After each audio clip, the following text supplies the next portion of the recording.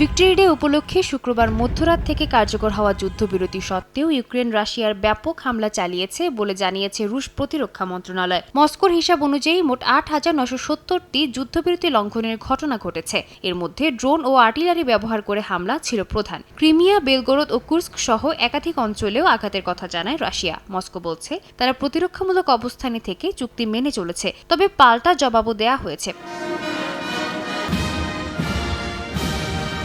একই দিন দেয়া ভাষণে রাশিয়া ইউক্রেন সংঘাত দ্রুত শেষ হতে পারে বলে আশা প্রকাশ করেন রুশ প্রেসিডেন্ট ভ্লাদিমির পুতিন। যদিও এই যুদ্ধকে ন্যায্য বলে উল্লেখ করে কিয়েভকে ন্যাটো সমর্থিত আগ্রাসী শক্তি হিসেবে অভিহিত করেন তিনি। দ্বিতীয় বিশ্বযুদ্ধের স্মৃতি টেনে বর্তমান সংঘাতকে ঐতিহাসিক ধারাবাহিকতার অংশ হিসেবে তুলে ধরেন। সীমিত অংশগ্রহণ ও কঠোর নিরাপত্তার মধ্যেই অনুষ্ঠিত হয় এবারের কুচকাওয়াজ। অন্যদিকে রাশিয়ার সঙ্গে প্রতিরক্ষা সহযোগিতা আরও জোরদারের বার্তা দিয়েছেন উত্তর কোরিয়ার সর্বোচ্চ নেতা কিম জং উন। মস্কোর পাশে দাঁড়িয়ে তিনি পারস্পরিক সামরিক সহযোগিতার প্রতিশ্রুতি পুনর্ব্যক্ত করেন। বিশ্লেষকদের মতে এই সংঘাত শুধু ইউক্রেন রাশিয়া নয়, বরং ন্যাটো, যুক্তরাষ্ট্র এবং এশিয়ার কয়েকটি দেশের সম্পৃক্ততায় একটি বহুমাত্রিক ভূরাজনৈতিক সংকটে পরিণত হচ্ছে। ফলে ভিক্টরি ডে যুদ্ধবিরতি কার্যত নতুন উত্তেজনার ইঙ্গিত দিচ্ছে।